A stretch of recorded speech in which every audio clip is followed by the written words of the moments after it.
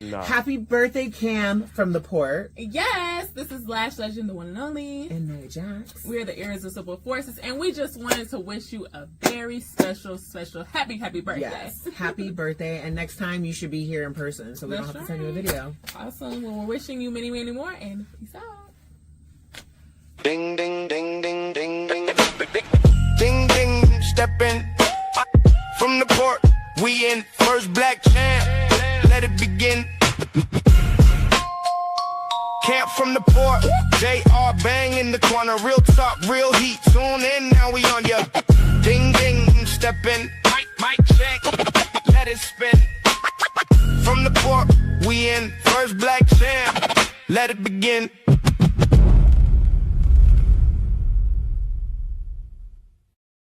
Oh, nigga. Whoa.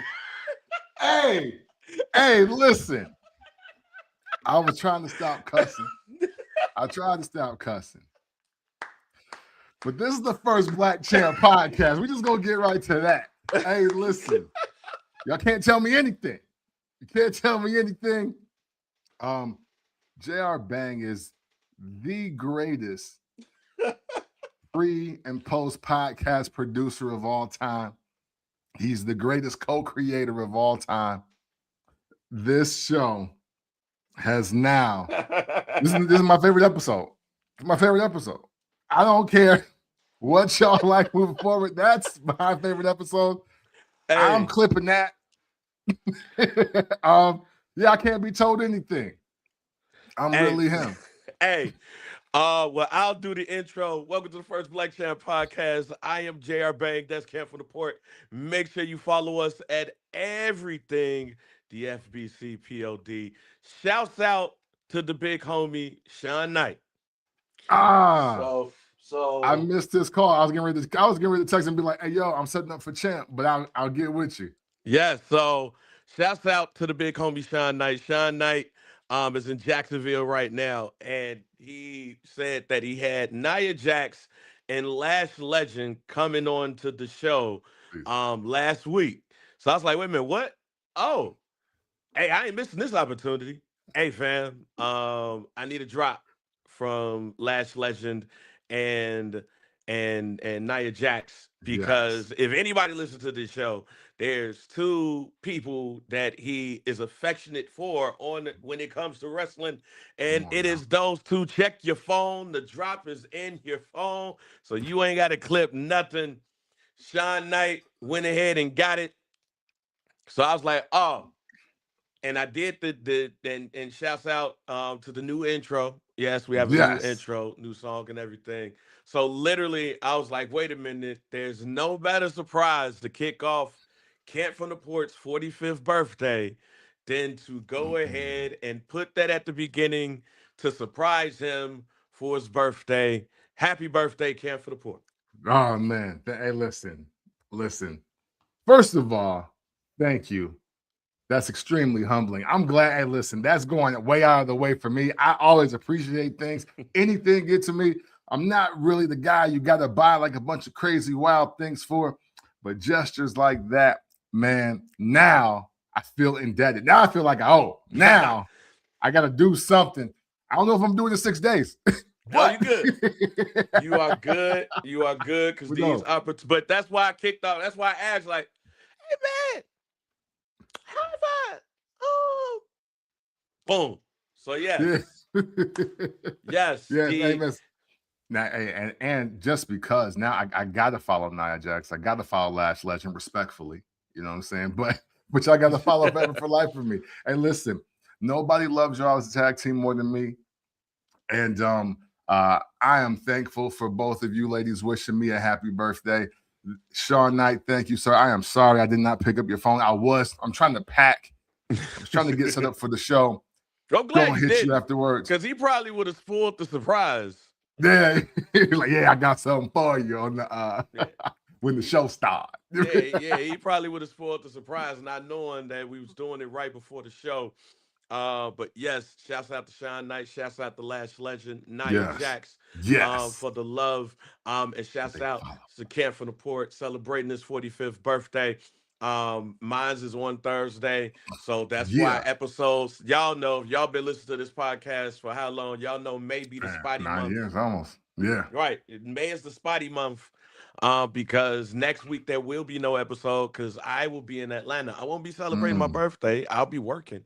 Um, Well, no, I'll be working. I'll be in Atlanta, celebrating 30 years of birthday bash, I guess, you know what I'm saying, and hey, working and stuff. okay. But at the end of the day, shouts out to everybody for joining us for this episode. Yes. Yes. Banks, what up? Thank you, sir. Thank you, sir. Donnie. Yes. You know what I'm saying? That is a theme song. That is we might as well be the Fresh Prince of Bel-Air of podcasting as well. Yeah. Man, yes, man. Hey, listen, a lot of wrestling has happened, y'all. A lot of wrestling has happened. And we've been attempting with all the May Day extravaganzas happening to keep you abreast. But what you will get is conversation like nobody else. It is time that we start that. And what better time as I follow Nia Jackson, Lash Legend, and post my video in real time because birthday complete. I'm about to end this with dinner with my daughter. I mean, hey, this might be the best birthday weekend ever. I don't. It's definitely in the top 7. I'm gonna start piecing them together based on this. But yes, one of my greatest gifts, my friend. I appreciate you. Thank you, sir. It's always nothing but love, man. I appreciate you. Thank you so much for doing that for me, man. All right. So if y'all ain't see it, just go ahead and go back to the beginning so you can see what we're talking about. But let's get into Backlash. Last Yeah. week was Backlash, and we're gonna do a quick recap of what happened. Let's start with Braun Breaker versus Seth Rollins. I know we didn't really do predictions. If you would have had a prediction for this match before Backlash, who would have won? My prediction before would have been Braun Breaker because it's Backlash. I think him going over at WrestleMania, don't get me wrong, it probably would have been a big deal. But I think Seth still needs to earn a certain WrestleMania resume. And I think he's made so many moments for other people in losses, but that's also a big stage for him to do big things. So I would have picked Braun Breaker because it's Backlash, solely off of that. And also to keep his momentum back up, to make sure that is where it needs to be. Yeah, I would have picked the same. The match didn't go. It was not a surprise about the match. It was a surprise that it was a dope match. Like this was a dope match. Like we've always said, Seth Rollins could have a great match with a broom. Yeah. And Braun Breaker was definitely no broom. A lot of great near finishes and things of that nature. Braun Breaker wins with the spear. Where do you think this takes Braun Breaker though? Like this feud is not over with, and even if you go to Raw, not only was it not over with, you had the Street Profits like pissed at Seth Rollins. Seth Rollins is damn near like the lone wolf at this point. But with Braun Breaker, like outside of okay, this feud is not over with Seth Rollins. Like, what do you feel like is the next step for him, or do you kind of feel like somebody's already took it? See, this is difficult because they're still trying to make this vision thing a thing. You know what I mean? Like, it hasn't been they weren't all supposed to get injured and it be dismantled on accident by WrestleMania. So I don't know. I think we're witnessing just a pivot with two great wrestlers. I don't really know what's about to happen next because you got a situation where, yes, we do want to see Seth Rollins versus Braun Breaker, but now that it's obviously not going to be for the title and it's obviously not to be in control of the vision. So what now? What are they fighting for other than the fact, oh, you speared me a few months ago?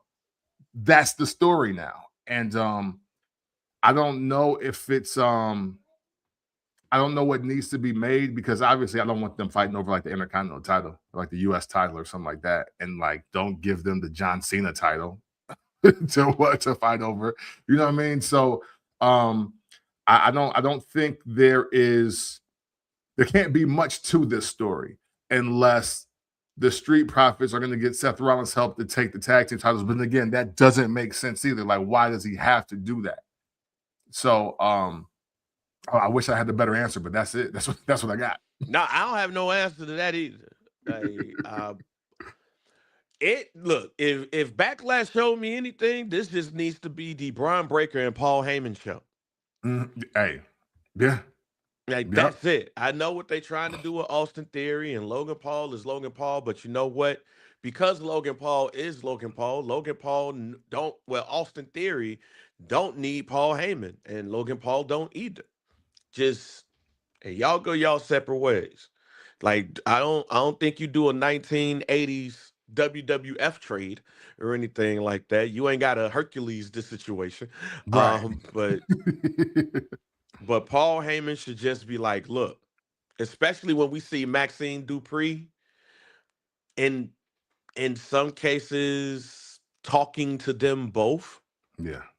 And hey, we gonna go over here, fam. Y'all obviously got this going on over here. And if they gotta lose the tag team championships in order for Paul Heyman to be like, yo, I don't really need y'all, then fine. But they don't. They don't need him. And he don't need them.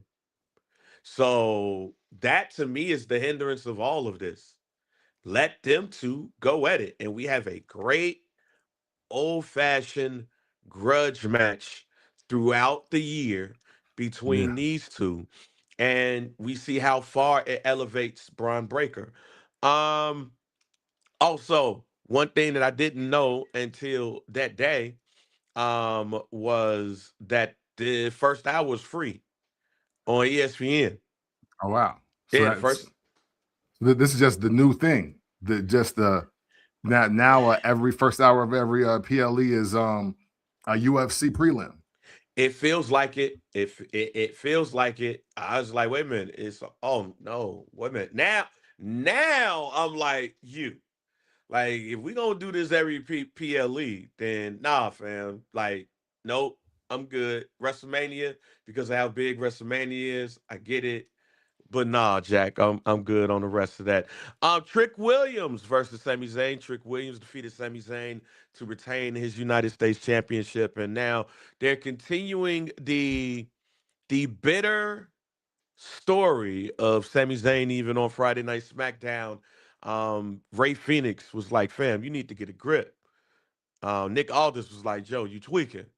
Everybody trying to tell Sami Zayn you tweaking. You entitled. They used the word entitled to him last night. But Trick Williams, of course, I was going to pick him, and I know you was going to pick him. He's not dropping his title quick. No. But do you think this story with Sami Zayn needs to continue at this point? No, absolutely not. And the reason why it doesn't, because Sammy, let's do the turn now. Let's get to it. Let's get to what we really came here for. I don't like even the way he was trying to figure out why the crowd turned on him was soft.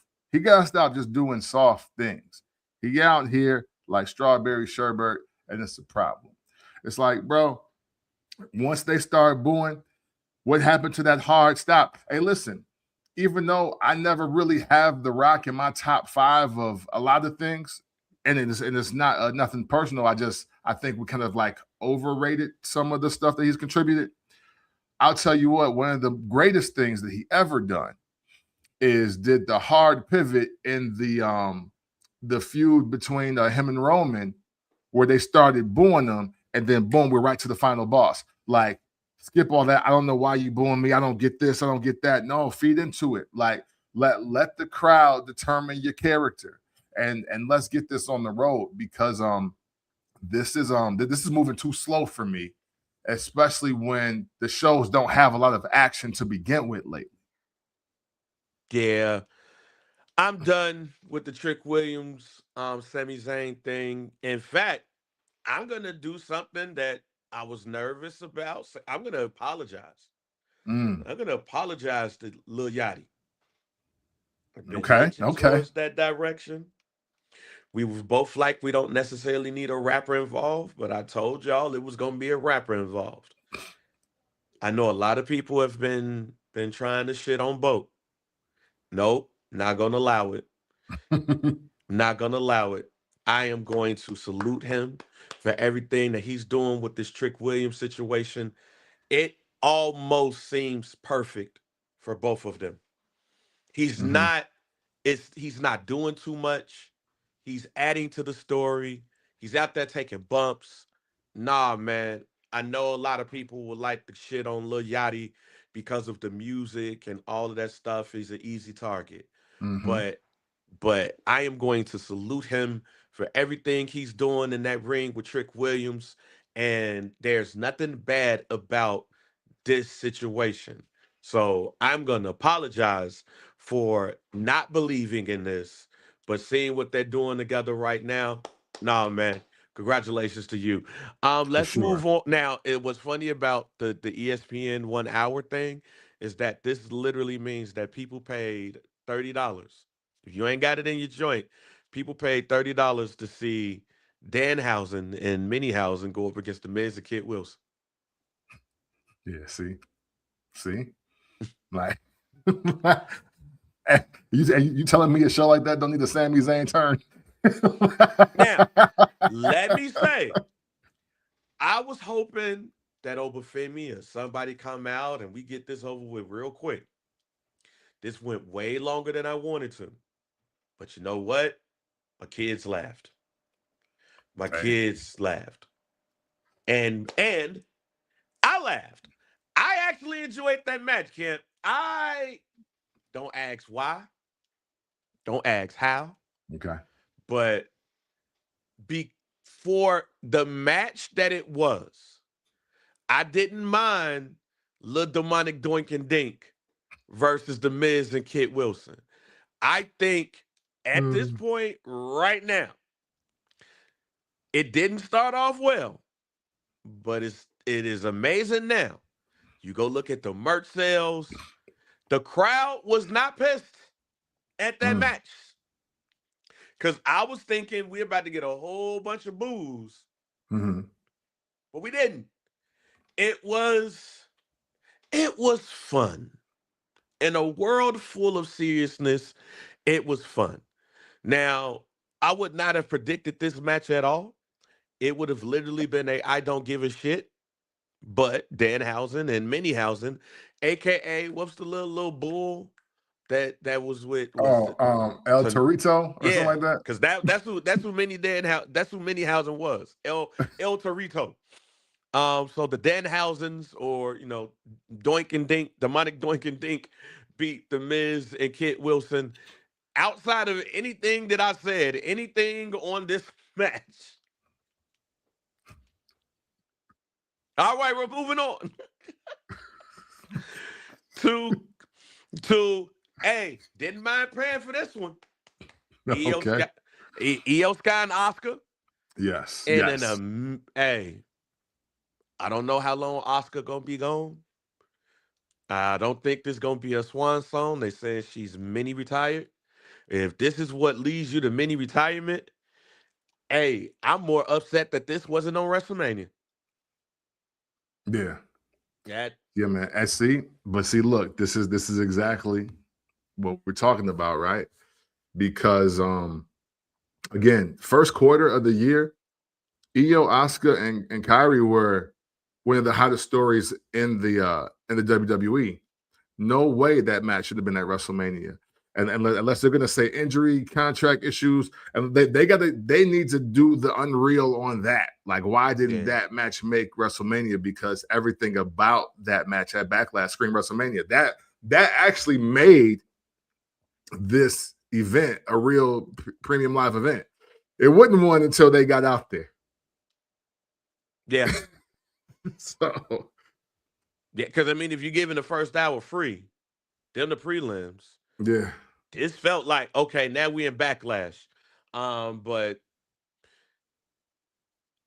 if, let's say, for instance, Asuka's done, what is her legacy in the WWE? Like, what does that look like to you?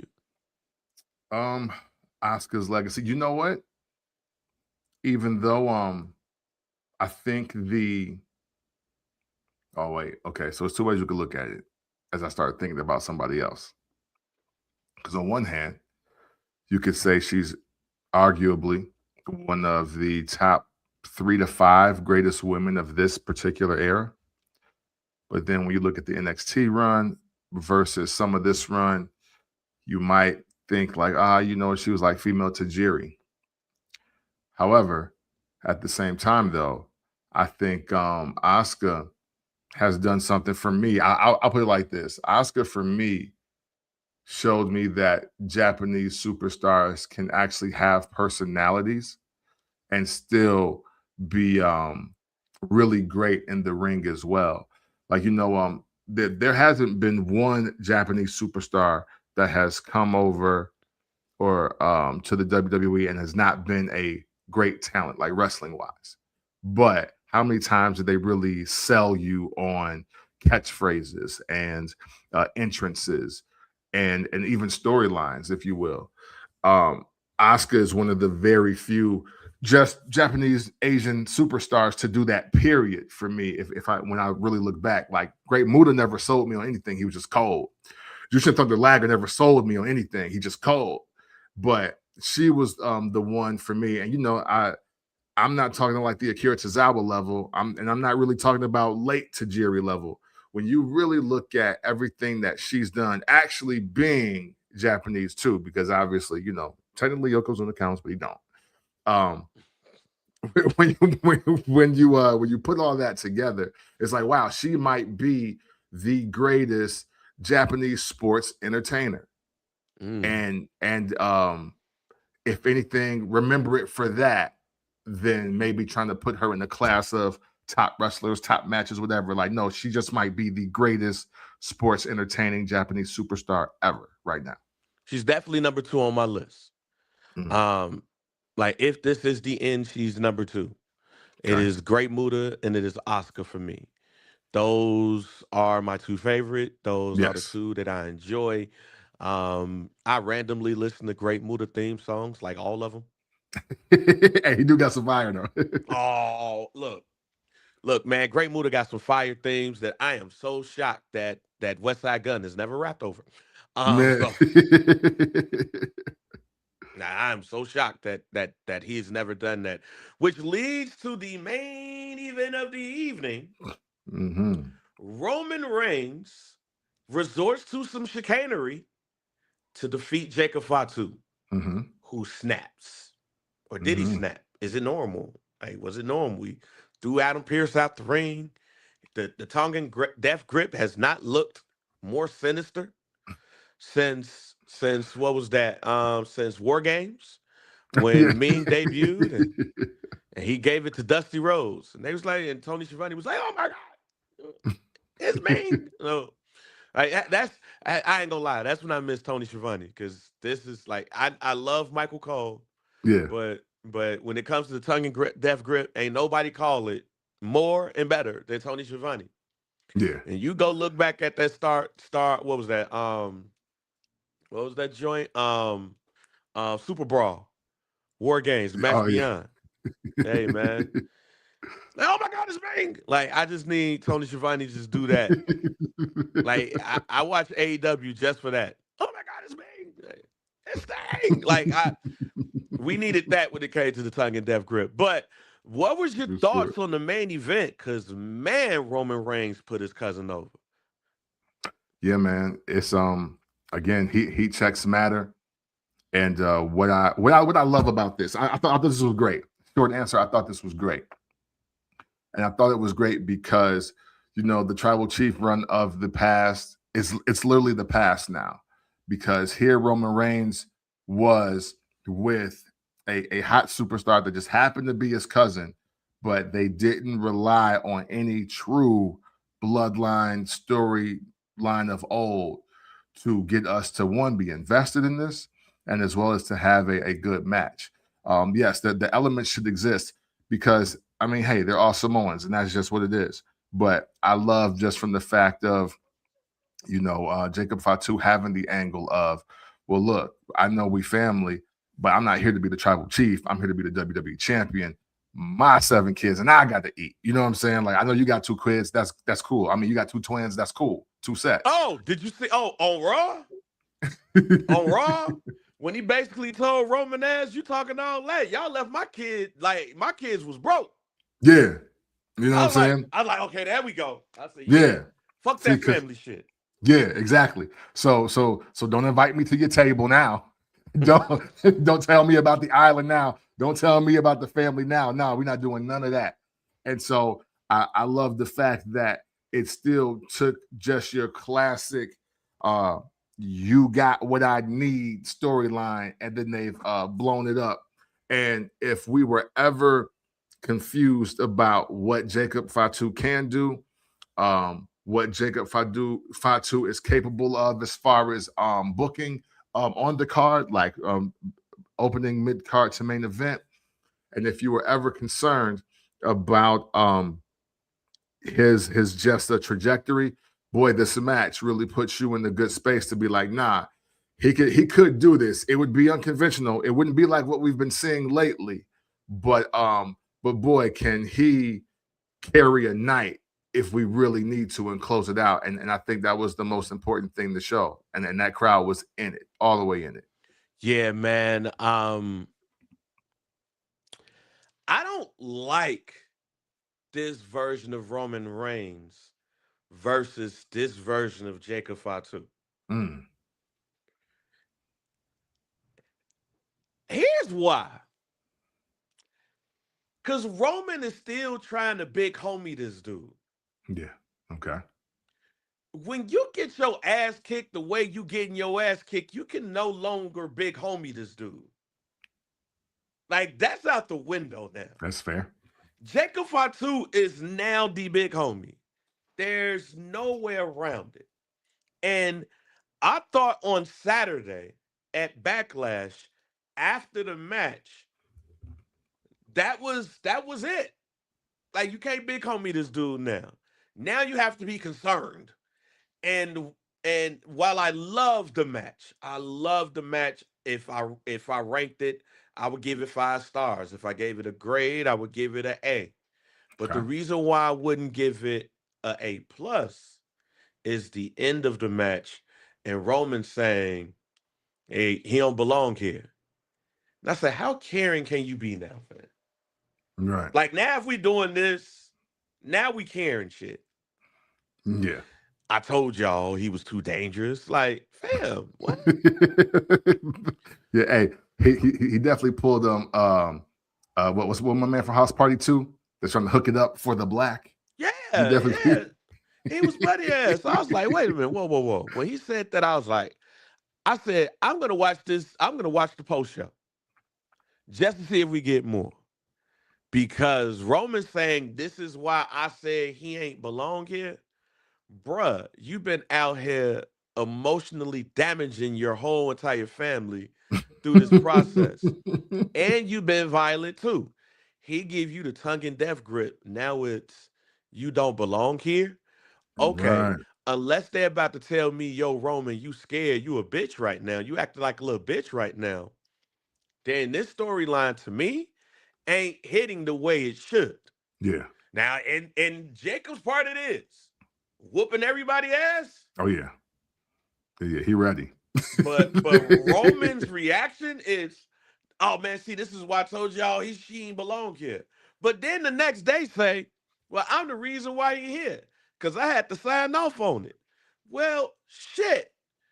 What? Why did you say what you said on Saturday, fam? Like I told you, who had to convince you to give your cousin a second chance at life? He just got out of prison. Because that's what y'all trying to make it sound like. Yo, he just got out of prison and then he signed with the WWE.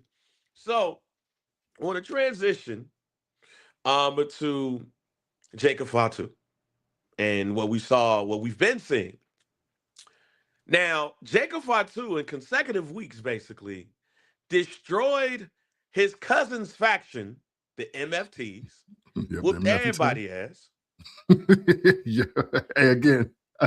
A super terrible 1v4. I mean 1v3. Right. Like, come on. Hey, look, you know it's over. You need to get released when that happened. I'm sorry. Sorry. And Jeff Cobb and the other Haku son, Camacho, they got released. So right after that, they went home. So you're right. But then on Monday after Backlash, when they want to do an acknowledgement ceremony, which I thought was stupid. Yeah. Oh, he gonna acknowledge me tonight. He just gave you the tongue and death grip for the whole match. Right. Like he was doing it and letting it go. He was right. Like But now we're gonna do an acknowledgement ceremony. Yeah. Look, we all knew how this was gonna go. For sure. But normally in these situations, because Roman Reigns is supposed to be the face in this. This is why I'm confused on a lot of this. Roman Reigns is supposed to be the face, but Roman Reigns is doing heel shit. And the acknowledgement ceremony, that's some heel shit. Trying to force this dude to acknowledge you, that's some heel shit. Mm-hmm. What did Jacob do? What I would consider the face shit. He whooped Roman Reigns' ass. Mm-hmm. The kicker in this is that he didn't just whoop Roman Reigns' ass. He whooped Jey Uso's ass. He whooped Jimmy Uso's ass. And it wasn't close. The World Heavyweight Champion and his cousins, who one is a former world champion, got demolished by one guy that just so happens to be their cousin. Yeah. Who may or may not be of blood. So there's gang ties in this too. I'll go, man. So it felt like to me that Jacob Fatu was the city kid and he whooped everybody in Naperville's ass that think they hard. That's how you got Roman, Jay, and Jimmy looking like. Y'all from Naperville. I'm from Holy City. Y'all need to give me the belt. Y'all ain't even care for me while I was in jail. My kids was out there on 18th struggling. While y'all in Naperville, kicking in the downtown Naperville with your friends. You know what I'm saying? The features and all that. I'm whooping all y'all ass. And that's what Jacob Fatu did. So my first question, is Jacob Fatu the monster heel we want? Or just the tweener that scares us? You got to go tweener that scares us right now because that crowd is in it. It's like American Werewolf in London, but they cheering for him to eat everybody. I was like, wait, y'all want the werewolf to run amok in the city? Oh my God. Keep going, because I'm confused. Yeah, man. It's and you know, and because you know the tribal chief character is a heel character, and it's Roman Reigns with the title does not need to ignite the cheers. He needs to be himself and let just the energy react, right? Because what he's doing now, it's so funny because it's almost like this version of Roman Reigns is a lot of corporate Triple H and Vince McMahon and Mr. McMahon. It's like the Mr. McMahon character and the Triple H, Hunter Hearst Helmsley, the Helmsley McMahon era, like that kind of stuff. Like telling people they don't belong here, it's people like you and all that stuff. But then he's the champ and he's dominant. He's trying to hold him to the belt by any means. So I do like the character under the aspect of like, okay, you're remixing. I've been watching wrestling long enough to see like, oh, okay, I kind of see what you're doing here. Because we never seen nothing like the tribal chief. But now where does he go when the bloodline storyline is over, but he's the champ again for a new title and a new challenger that happens to be family. And he don't care about none of that family stuff. So I do like that. However, that's such a heel character through and through that you got to cheer for Jacob Fatu because, hey, even in the economy that we live in, everybody know what it's like to be broke, what it's like to have your kids and they got to eat. And you know what? Hey, listen, I know Uncle Kenny was saying that he was going to kick me down, but he never did. Now, see, I'd be wrong if I go in there, slap the ish out of dude, and just take 10 grand out the safe. But I'm trying to ask nicely, but I'm done asking. And that's what makes this so good. On the surface level, it's just that we're going to cheer for everybody, even though we shouldn't be cheering for nobody. Jacob Fatu in this situation is the tweener that we need. There's nothing that Jacob Fatu is saying that I feel is heel worthy. If y'all gonna go with if y'all are gonna go with the storyline that Jacob Fatu is dangerous because he spent time in jail, well, Jacob Fatu saying I spent time in jail and y'all ain't look out for my family, but y'all want the bloodline to be family. That, my friends, is how people get their ass beat. When you want me to acknowledge you as the head of the table, but you've not done anything for my family. In this situation, Roman Reigns is the heel, and he should be the heel. He should be the arrogant heel. He should be the corporate TKO heel in this case. Man, I'm Jacob Fatu. I got to grind, scratch, and crawl, whatever it is, for everything I got. And you sitting over here getting this from the corporation. You say that you run this place. Well, if you run this place, why I'm just getting a piece of the pie? And why are you undercutting me? No, you got to get your ass beat. He's the tweener that we need. However, he's the monster heel that we've been waiting for. We've been looking for. I'm nervous, and I'll tell you why I'm nervous in a bit. But the way he just did Roman Reigns. Roman, you ain't slick.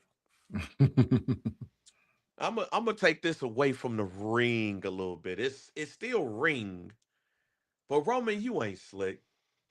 Roman, you saw the love that Oba Femi was getting. You saw it. You saw what was going on with Oba. You heard them chants after WrestleMania. You doing whatever you can to get your cousin to where you want and need him to be for your family. So technically, when we talk about the boardroom and storyline and the creative situation, Roman right. Hey, fam, you need me in this situation because Oba was out here getting white kids doing this and shit and all of that. Now we got this Oba Femi challenge, and yeah, he whooped Oda's ass. But who we talking about? We talking about Jacob Fatu.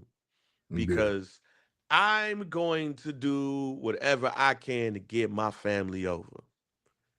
And we ain't talked about Oba Femi like we've been talking about Jacob Fatu. Yeah. Roman Reigns, you ain't slick.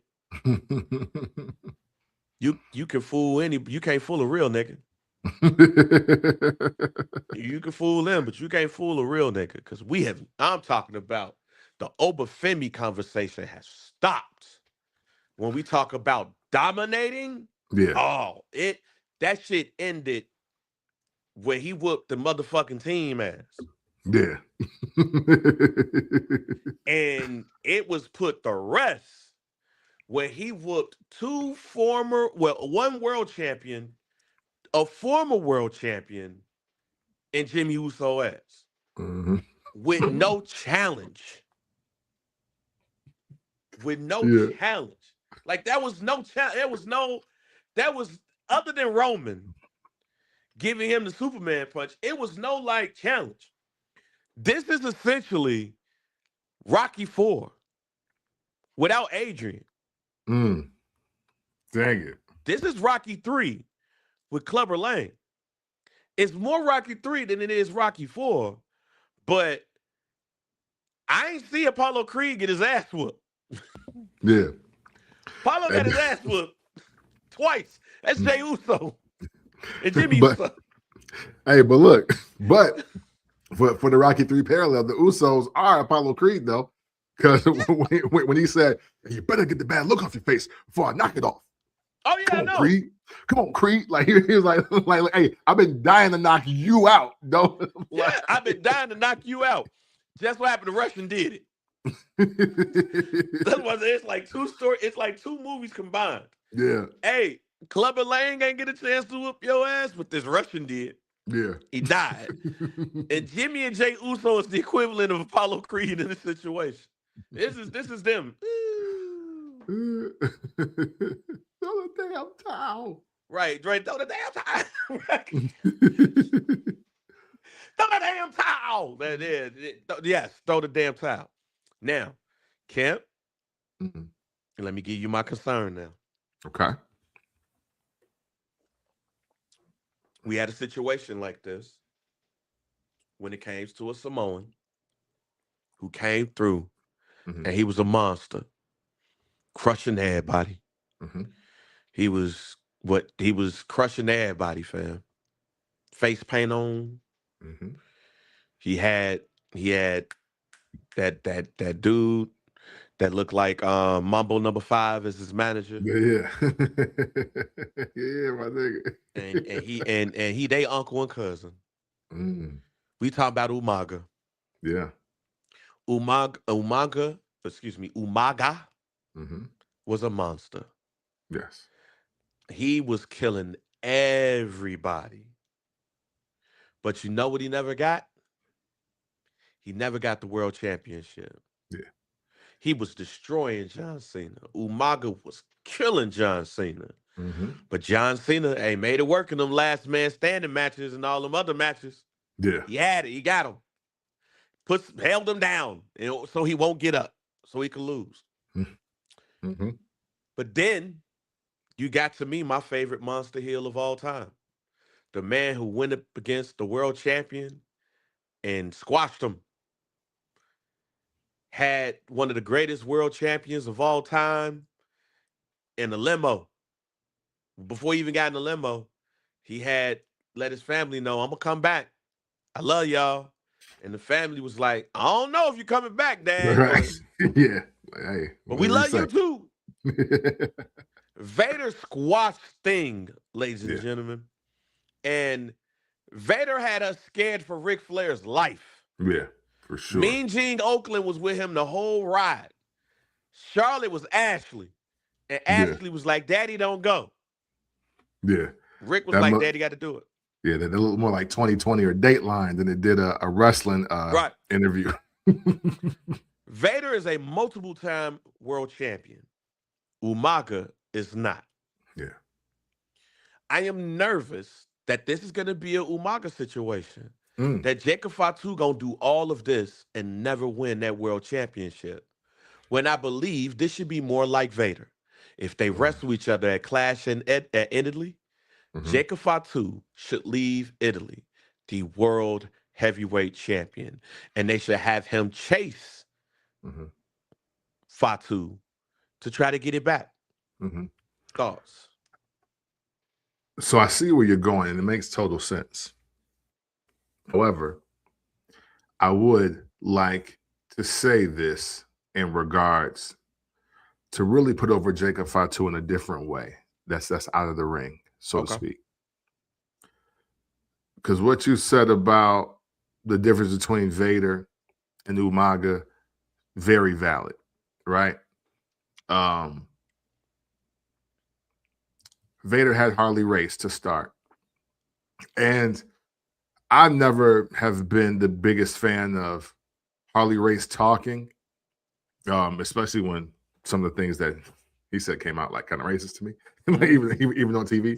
But I don't know one standout promo from Harley Race that I remember. And that's not to say that he didn't have any. And he was just probably just a better talker than Vader. And then you got Umaga, who had Armando Alejandro Estrada. Right? Mambo number 5. You know what I'm saying? And even though he had a little bit of management in his life, I don't think that would have lasted week to week with him coming out there talking about his Samoan bulldozer. Oh my God. So now, I say all that to say, Jacob Fatu is a better talker than all 4 of them combined. Yeah. And I think that what we are witnessing here is the hybrid of the monster heel that needed the manager. I wouldn't even put Paul Heyman with Jacob Fatu right now because I like the unpredictability. I like the fact that he's in control and out of control at the exact same time. I think that everything that Jacob Fatu can do is unseen and unheard. Now, look, even just going back to the old VKM era, right? You don't give him the WWE championship, but he absolutely could be the world heavyweight championship. And yes, there is a distinction, ladies and gentlemen. There are a certain type of superstar holds the WWE championship, always has and always will. The most out of character I think you can get is Mick Foley and all of his characters. That's probably like the only like X Factor one, but everyone else that's the WWE champion, it's gonna come with a suit and tie and your ability to get in front of the Today Show and cut that kind of promo interview wise for the people. So for me, I do see world champion in the sights of Jacob Fatu because I think he's literally just the literal evolution of a character dynamic as well as a pairing that we always like. It's just wrapped up into one person and probably done the best it's going to be done for a while. Yeah, my only thing when it comes to this is when you look at this right now, of course you think Roman don't stand a chance in hell. But because of that, Roman is not even acting like a face to me. So that's the only thing that hurts this to me. What concern do I have for Roman Reigns at this point? In order for me to care if he wins or loses this. In fact, I want him to lose this so bad just because Jacob Fatu is literally telling you, you did shit for me. Right. You ain't looking out for your people. And here's how I know I'm right. There was a wrestler that we talked about on this podcast a couple of weeks ago that we both was like, hey man, technically, Fam was the face and the other dude was the heel. All this is to me is Nails whooping Big Boss Man's ass. Yeah, it's like, yo, now looking out for your family when you got it, and we seen you out here popping it. It's like, yeah, nah, man, you kind of come off that title. I see you out here with the Bloodline Jordans. I see you out there with the room, the private jet. You kicking it with Big Cuz the Rock. I had to get it out the mud.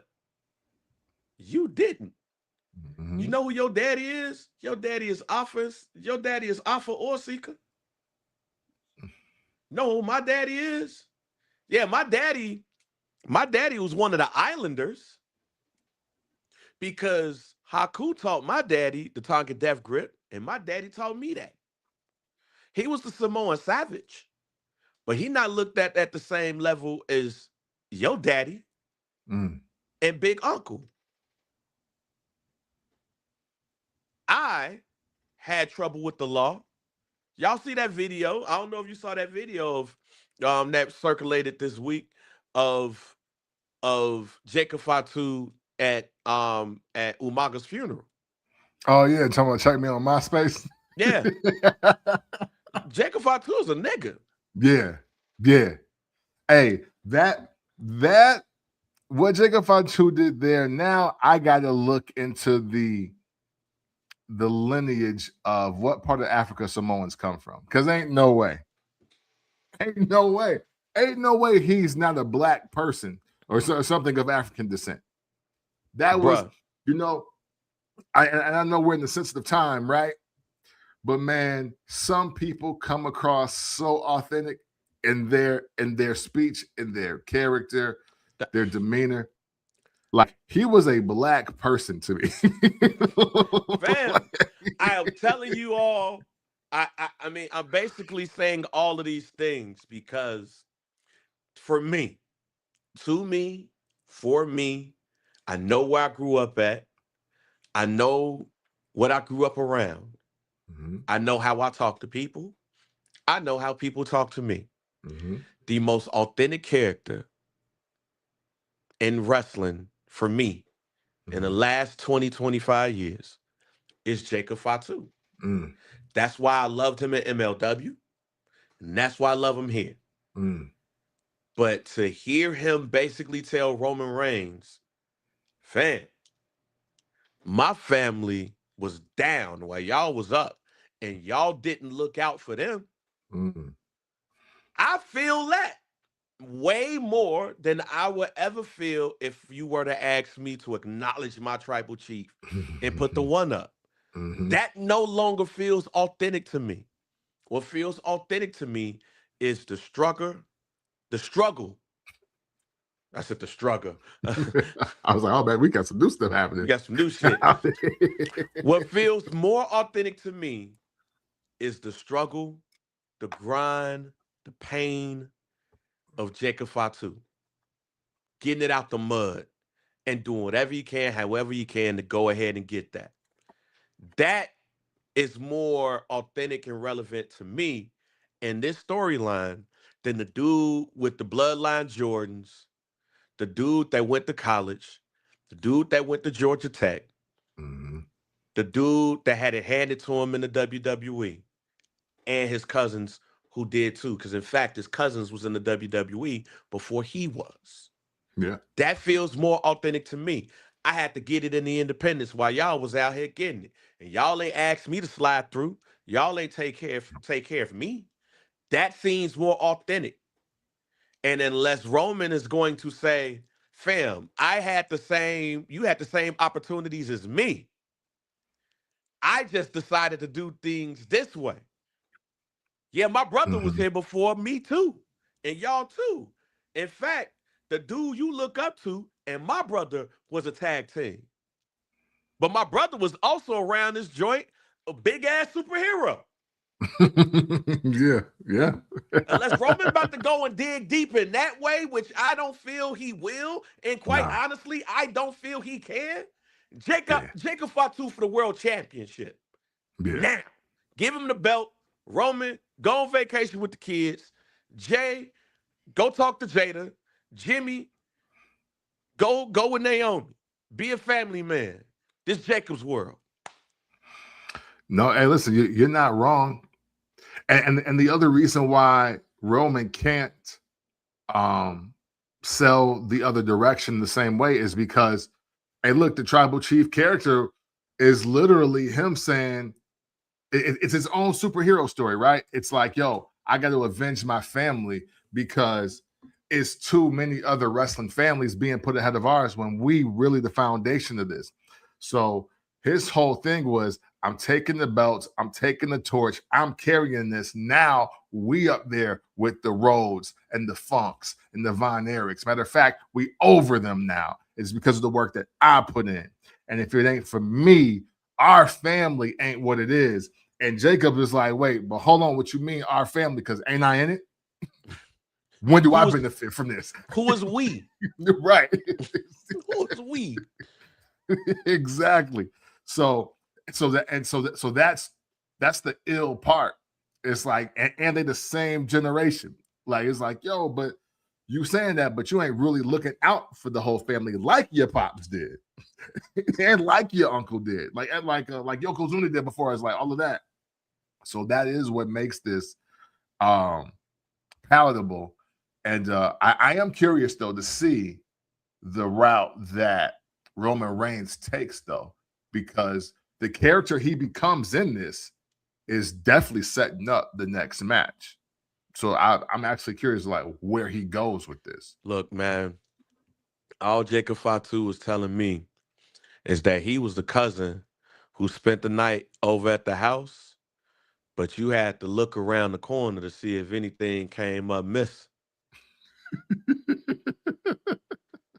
And that's little Jacob over there. You know Jacob still. You know. And Jacob ain't even like, but Jacob was like, yo, I steal, but I don't steal from the family. Why y'all worried about me? I don't steal from y'all. I steal from people. I actually just beat 2 dudes' ass that was trying to fight Joe and them. What we doing? Okay. Oh, y'all don't like me like that? Okay. He's the outcast of the family, and I love this for him. I just hope they don't Umaga him. I hope they give him that belt. Roman just go the extra mile and let him win that belt at Clash at Italy. And y'all wonder, like, how y'all got them wonder about Seth Rollins. Is it time? I need y'all to work. I need y'all to have that same worry for Roman. And Right. then go put the Rocky for there's no easy way out. I want all that. Now I want Jacob Fatu versus Roman Reigns at SummerSlam. Mm. And I want Jacob to come in as the champion.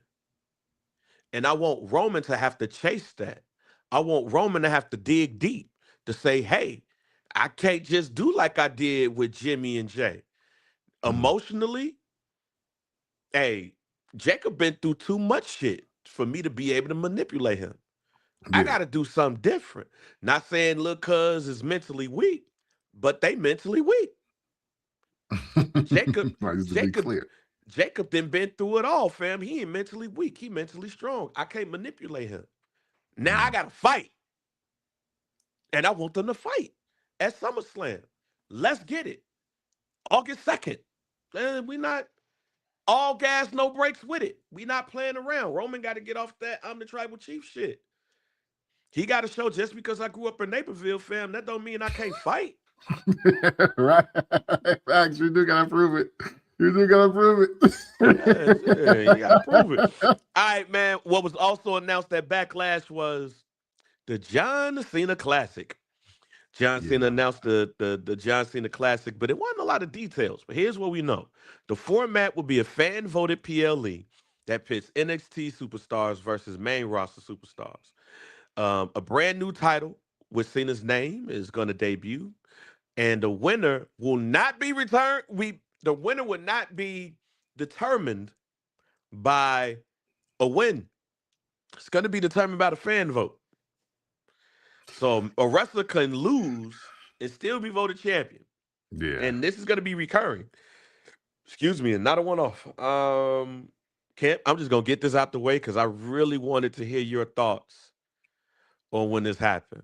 I think it was me and Donnie on Twitter called this the Head Nigga Damn Championship. Y'all not wrong at this point. It's the Head Nigga Damn Championship. This is the hey, so y'all think we can't run creative? All right, who you want to be champion then? You pick them. You pick them championship. Like this sounds like some old work shit, Cap. This is you pick them. Right. Right. All right. Then you pick them. You know what I'm saying? The you pick them championship. Just upload your image Right. with 250 words or less on why you should be the champion. This is the second street championship.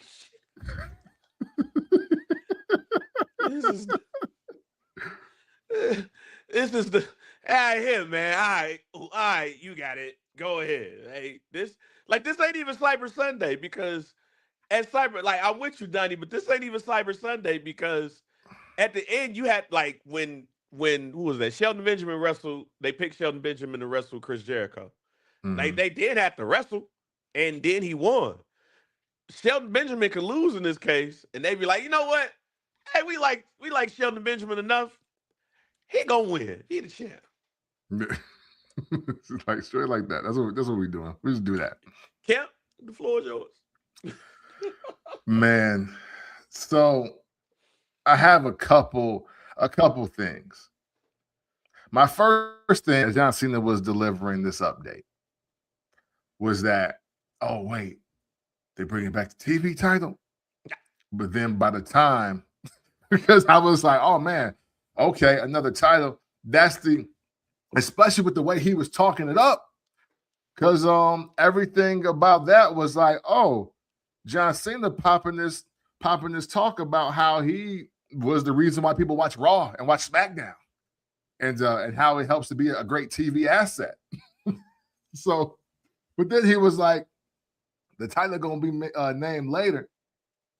Hey, I don't want the hustle, loyalty, and respect championship.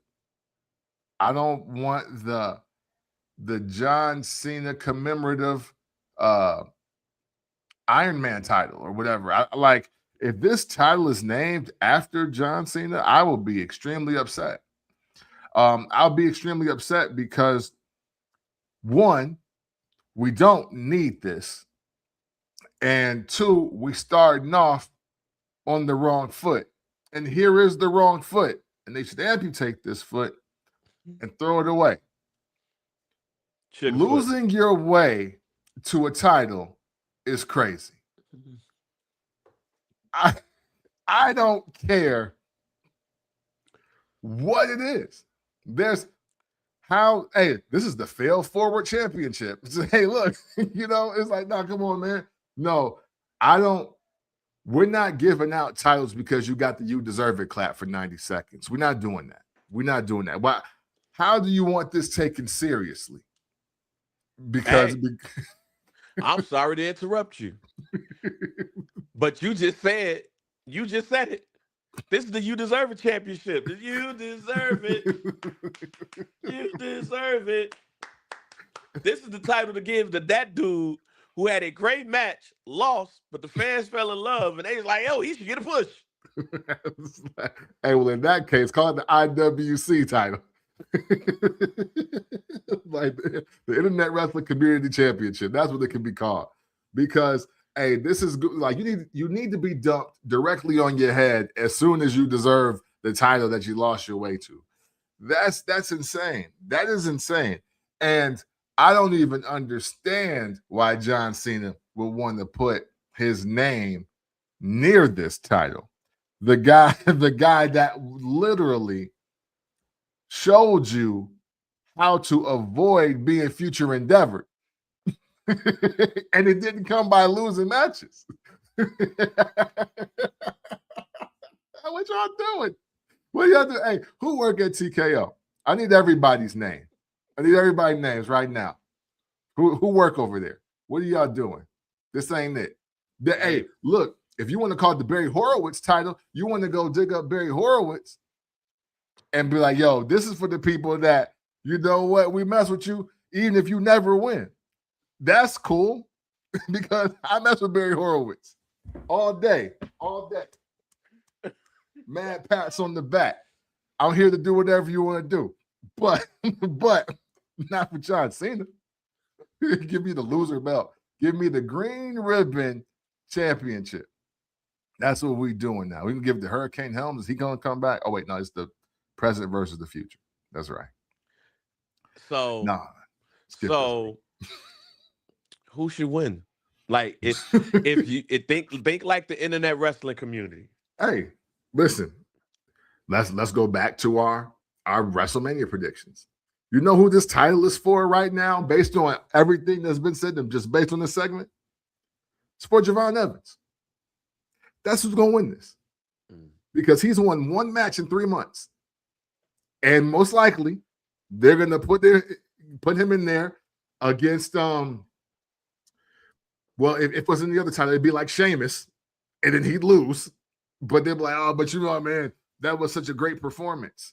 And this is what I was worried about. Because he's so over with the young people and he's so polarizing to watch in the ring, but they can't make sense of why he should get a title match against Roman Reigns or be picked over Oba Femi. Yes, it looked realistic for him to beat CM Punk, but he ain't here no more. Well, he's not here as far as the title picture is concerned. And you don't know what that would do for either of them. Like, I don't know if CM Punk is in the best position for Javon Evans to go over on him either. So you essentially don't have anybody at the top of the card that he can beat to justify him being a world champion. So we're just going to give him the green ribbon title because we know everybody likes him. And that is going to be my problem with this title. So we close. But considering if same thing you said, considering that everything we heard around WrestleMania time, I think this is the Carmelo Hayes title. Mm, another one. Another one. I think this is the Carmelo Hayes title. This is the title that goes to the dude that had the United States Championship. He brought it back to prominence. He did all of that just to lose it to Sami Zayn, to then lose it to Trick Williams, who he used to be partners with. So it's like, man, your man's got your title, fam. You couldn't even do nothing at WrestleMania with. If I'm Mhm. looking at the internet wrestling community, I would say that Carmelo Hayes is going to win this. However, Camp, what's the demo? White men, age 18 to 34.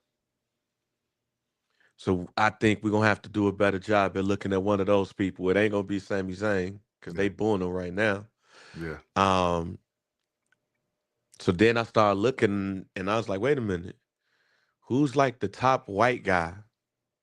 Like who's the top white meat babyface guy? Mm. That's Caucasian. Oh, yeah. See? Oh, well, the top one would be Brian Breaker. And you know what? Hey, and I'm here to accept Brian.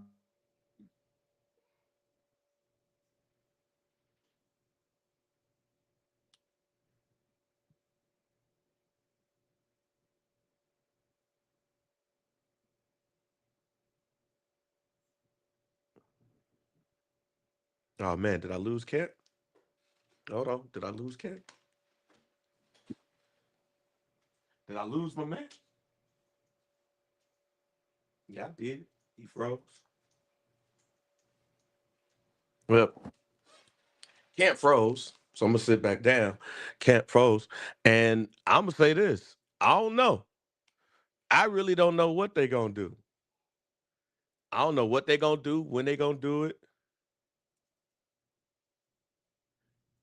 and all of that. What I will say is this: they better figure it out because man, it would be lame as hell if they just give some random ass nigga this title or some shit like that. Nah, we ain't gonna do that.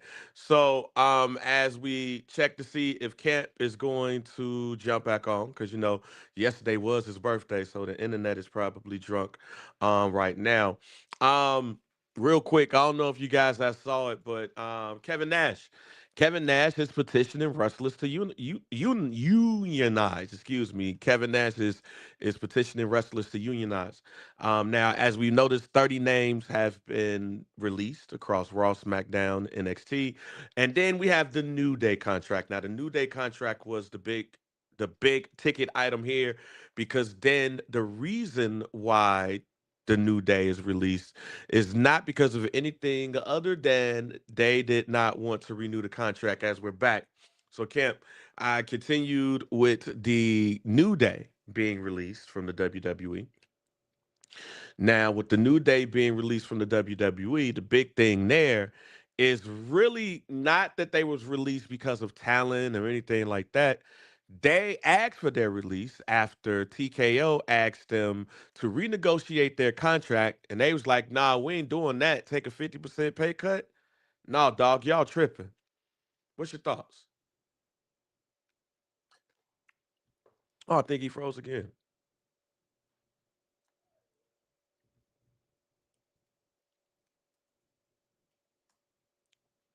So I'm gonna keep going and saying that the New Day thing shocked me, but when you look at everything, when you listen to what we've said here on this show, and there you I think you back. There you go. All right. So so again, just to reset, we're talking about the New Day release. The New Day gets released not because of talent. They were asked to take a 50% pay cut by TKO. And the New Day was like, shit, y'all Facts. got me fucked up. Yeah. So, but because of that, 30 people have been released in the last couple of weeks. Kevin Nash has said that wrestlers need to unionize. In fact, this is Mhm. what Kevin Nash said. take one of the programs that's written down, and you tell me that program isn't more heavily written and more produced than Curb Your Enthusiasm was, and then all of those actors that went on that show got SAG paid. So why don't you guys go and see if you could get unionized through the Screen Actors Guild? They'll be more than happy to take their fucking cut of your money, but it won't be 50%. Mm. Right? That'll change the ball game. There's one thing that Endeavor does know because it's all Endeavor's deal. Endeavor knows the game. That's what they do. It's their home run. So if they're good at the game, let the boys play by those rules. Know the game. You can't have it both ways. You can't play Endeavor at the fucking top with a 300% increases in fucking 1099 doctor workers that fucking Brad Pitt and fucking Pacino. You can't Mm. do both. Is it time for wrestlers to unionize? Yes. Yes, it is, because any industry that's billions of dollars, you need to protect yourself because the money is getting so big, but it's also becoming very lopsided. Um, Technically, I think we live in a world where professional wrestler, even if it's independent, should at least be a $40,000 to $45,000 salary job or whatever, what have you. And I say that because ticket prices of everything is up. And this is a little something I know just about live shows in general. Just for energy purposes, location, booking. Matter of fact, it's a cat in Nashville that throw indie wrestling shows like every week. And just his cost of materials and booking the venues and all of that. And he's even had a couple people that I've seen online that's indie. They've made their way through Nashville. But if it was unionized, you would have a situation where many of those wrestlers, the younger independent wrestlers, would also get more money as well. There should be like a league minimum or like a federation a minimum, especially when you look at how many ads take place throughout just one segment of a wrestling event now. Not even one show, not one PLE, but like just one segment and one match. So with all of that said, this is actually the perfect time to unionize because you're not getting that Cricket Wireless money. You're not getting the Jack Links money. You're not getting the Slim Jim money unless you're Jey Uso or LA Knight. I think that's a play. Why so many people doing a Slim Jim commercial now? Why? You know what I mean? Like there's so much money that are being made off the name, image, and likenesses, right? Because that's a big thing in college as well. So yeah, unionize and say, nah, we need at least X, or at least make sure the pot still pays for you. And if nothing else, like if you do get released, you're in the contract. Okay, well, hey, let me do my ad spots then until I can get out of my contract. There's a lot of ways to negotiate this. It's still one of the most dangerous sports in the world. It's one of the hardest ways to make a living. And look, we've already seen The Wrestler. We've seen Dark Side of the Ring. If we're really about changing everything that comes with that, part of that is making sure that wrestlers are financially compensated fairly and consistently. So yeah, no better time. I totally agree with Kevin Nash on this one. Yeah, I agree with him too.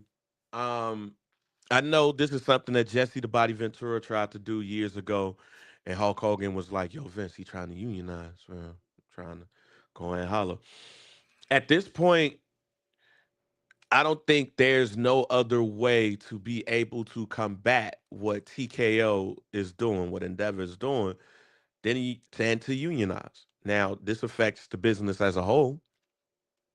You can't unionize and not look at the wrestlers at AEW and in any major corporation. Mm-hmm. So when one thing affects one, it's gonna affect all. But it's been past time. But now when you have corporate entities like TKO, and then when you look at AEW and and and possibly what's gonna happen with their deal or not, after this Paramount purchase and all of this stuff with Warner and stuff. It's too much money going around. It's way too much money.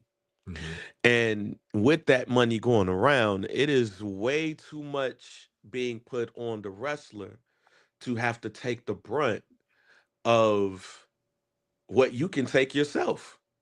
You go look and see how much all of those people at the top have made. And then I got to take a pay cut. And this is the contract me and you negotiated. Right. Right. Like, and I didn't negotiate this contract with Vince. I negotiated with y'all, and y'all telling me I got to do what? Right. No, nah. And you're going to start to see this more often. In fact, there's been reports that said that TKO has asked many wrestlers to take pay cuts, and some have. Now, they said that there's certain wrestlers at the tippy top that have not had that conversation. Yeah. But who the fuck is that? Right. See, what I don't like about this, and again, this is the pro wrestling versus combat sports argument again, and I'm going to say the First Black Champ podcast is the first people to really bring out the combat sports versus pro wrestling conversation.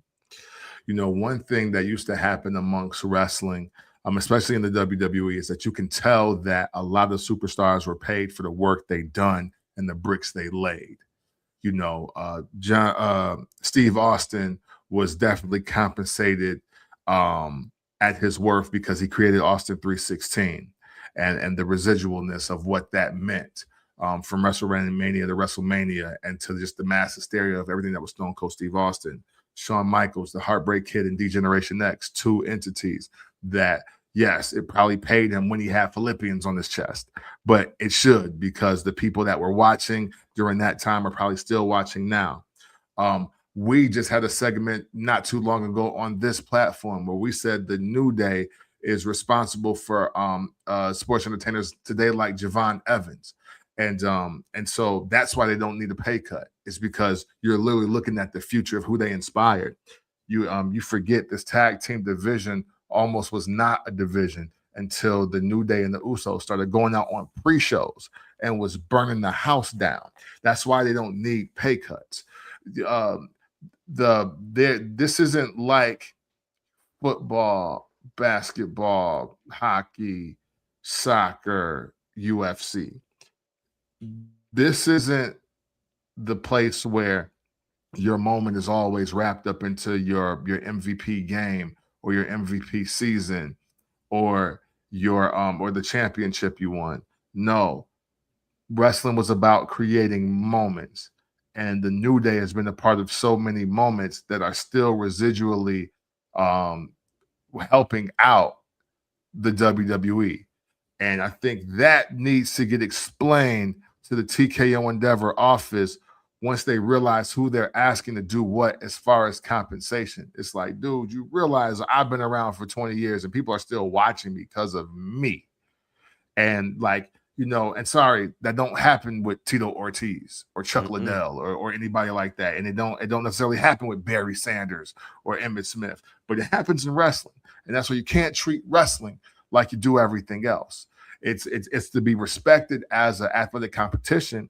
It's to be respected as a sport, but you don't treat them the same way as far as compensation goes. Yeah, so something got to change. We'll see. It's to be very interesting. And if TKO is going to go at it like this, then wrestling's going to change. And I got a feeling when it gets to 2027, yeah, wrestling is going to change more than what we know. Some real quick predictions before we get to Do We Care. These are matches that are slated for Saturday night's main event that is going down on the 23rd. Six women tag match: Rhea Ripley, Charlotte Flair, and Alexa Bliss versus Jade Cargill, B Fab, and Mi Chin. This is Saturday night's main event, so I don't think the good women winning. Jay got to keep that momentum back up. I saw her throwing ass on TikTok too. Love that. You know what I'm saying? Jay and the gang for the win. And I agree with you on that one because then it sets up whatever they got to set up for the good women to win. Intercontinental Championship. A wrestler that you ain't necessarily fond of, Penta versus Ethan Page. Who you got? Oh, man. You know, and not only because I'm not fond of him, but I think Ethan Page. I think I think we're drawing at straws for trying to make that second wave of come ups from NXT matter, and this is the way to make them matter. Yeah, I'm gonna pick Ethan Page for this one right here in the shocking upset. Ethan Page is somebody that I didn't necessarily like when he first got to the WWE. I felt like he was better for AEW where he had left and TNA where he was the champ there. But nah, Ethan Page, I rock with. He's one of my new favorites. Got Ethan Page for the win. World Tag Team Championships, Logan Paul and Austin Theory versus the Street Profits. Who you got? I'm definitely going with the Profits now that Braun Breaker and Seth Rollins are back on TV weekly. We can kill all this vision talk. Let's get it on out of here.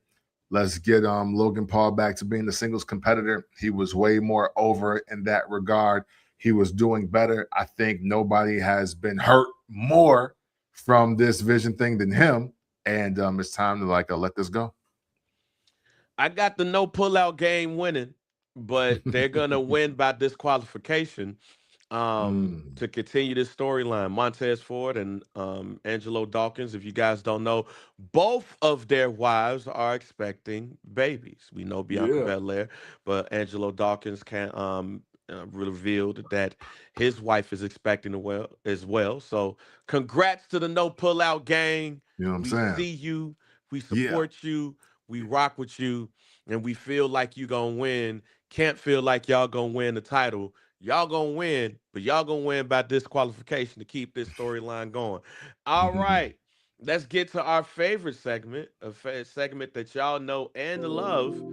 It is called Do We Care? Speaking of the New Day, do we care about the possibility of the New Day heading to AEW? I know Dave talked about wanting to wrestle the Super Kick Gang, as I always call them. So it'd be a whole bunch of super kicks going around, which I think will be a great match. But do we care about the New Day going to AEW? Yeah, we care. We care. Because the New Day is, again, just one of those names in wrestling over the past 15 years for sure. You just care about. 10 years. I'm sorry. It was 2015 when they started. But yes, if they want to face the Bucks, okay. I don't love them, but I think that any chance that you get a decorated black team, especially like the New Day, to go anywhere and really pop it and show off, is just a win. So yeah, definitely care. Oba Femi's open challenge. I mean, Jacob Fatu is taking over the dominant role. Pause. But do we care about Oba Femi's open challenge? No, we don't care, because now we're in that scorching hot, but let's kind of bring it back and show you the dominance, right? He's meant to be an attraction, so this is the right setup. I did want a slower burn, but I don't know if this is it, because you're not going to now find a competitor bigger or badder than Oba Femi right now to stop this train of the open challenges. Like, that's not going to happen. So he should be starting to beat people of prominence to make us answer the question, why hasn't he got the title shot yet? Versus, I'm sick of Oba Femi beating up catering every week. I don't care. I need him to be in a blood feud with somebody. And it's not going to be the case. And quite honestly, I think what would be great, I know we've said our WrestleMania predictions and we talk about yours that didn't necessarily go well. I throw out one that I would love to see eventually. Oba Femi versus Jacob Fatu. Hey, listen, that's the next. So will one of them have a title though? That's the. They don't need it. They don't need it. Just two big meaty men slapping me. That's what you want to do, I will tell you somebody that we should care about. He's big. He's bad. He will body slam your dad. Hey, man, look. Real Cruz, English wrestler that has made his name in the independent scene. He's went viral doing a whole bunch of submission and finishing moves and stuff. Spectacular. He is now with the WWE. He is now Mason Rook. Yeah. I feel like we will be caring about Mason Rook. And to the point where I would not be surprised if we talk about an NXT superstar that could win this John Cena thing, it's him. Because who's a huge fan of him? John Cena. This man is big as hell, jumping all across the ring. Like I said, go look him up. You'll see some of the finishers and things that he's been doing in the ring. And I am telling you right now, as much as I rock with Tony D'Angelo, he can go ahead and drop that belt and go to the main roster, because Mason Rook will be, in my eyes, the biggest star in NXT in 2027. If you don't know him, if you don't care about him, go ahead and look him up, because I am telling you right now, star in the making. But I did laugh when people were saying, is that a male or a female? I'm not even going front. Yeah, I saw some of those comments too. I seen some of his highlights. He looked like he's the real deal. It's the part something that they were I was watching on, I think it might have been YouTube or it might have been Instagram. He looked like that. I think it was like a Kevin Owens documentary or something. And then I could see like a lot of that in what I was watching in this highlight. So I'm actually very curious. I do care for sure. Look, man, Pac is gonna be dominating NXT. So y'all and if y'all don't know who Pac is, just go look at Saturday Night Live in the 90s. Hi guys. But no, but yo, any guarantees? Yes. And I've been holding this one for a couple weeks. That's what she said. I guarantee that we can stop the call-ups after WrestleMania. And I say that because there's a lot of great talent that has been ushered up to the main roster. And I know there were a lot of releases. But man, do y'all realize that the bar right now to come to NXT and make an impact is Oba Femi and Trick Williams? Like, that's just a small task. Everything looks small in comparison to that. And I'll add JC Jane in them too. Fatal Influences came up on the main roster, and man, they killing it. Yes, yep, exactly. So you got them.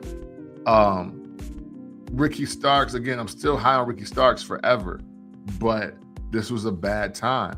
It was a bad time because of how Cody won the title. It's a bad time because of the promos that Cody's cutting. And the fact is that Ricky Starks Ricky Saints, I'm sorry, I keep calling Ricky Starks, but Ricky Saints is unable to make basically what would have been his Trick Williams impact, because they're literally the same wrestler in a lot of ways. It's just that one is black and one is Latino, and there's not room enough for two of them.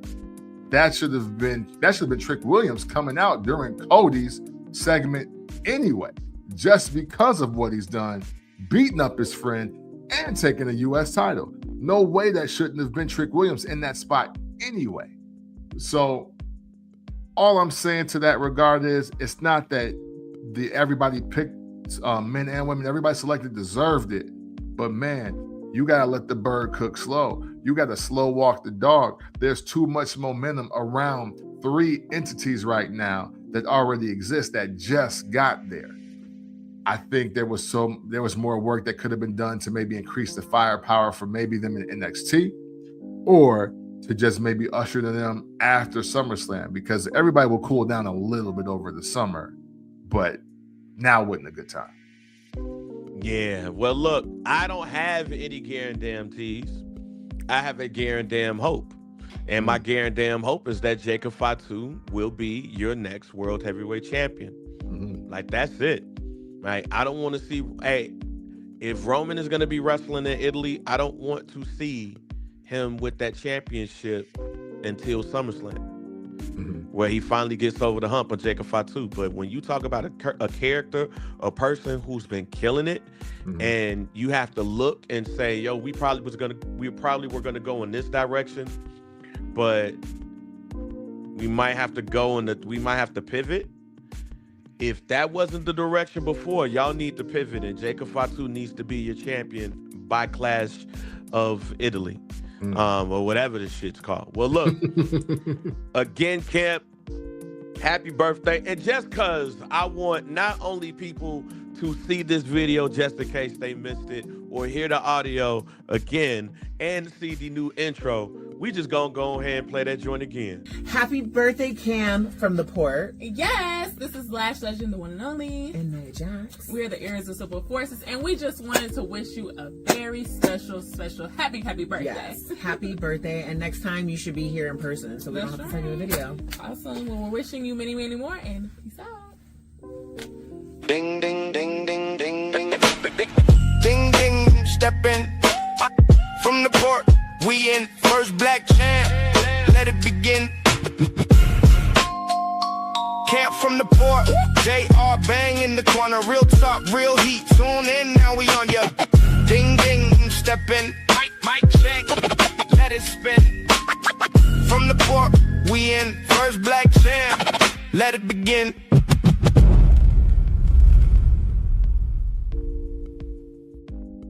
Man, I never wanted to go to Florida so bad in my life. So for your birthday, man, close us out. Yes, man. So look, we appreciate y'all checking out this episode of the First Black Champ podcast. And we greatly appreciate you all for tuning in.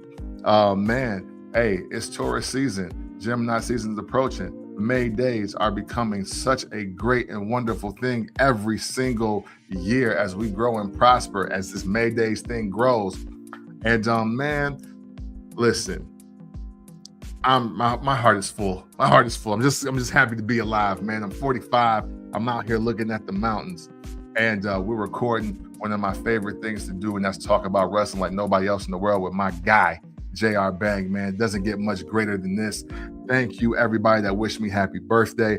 Thank you, everybody that's participating in the chat. And always remember, if you ever want to talk about wrestling in an unconventional way, you do so by checking out the First Black Champ podcast. It's the pick with the VP, DOC, and we are out. I love you, Nia Jax. Also, happy belated birthday to Ron Simmons as well. Y'all got the same birthday.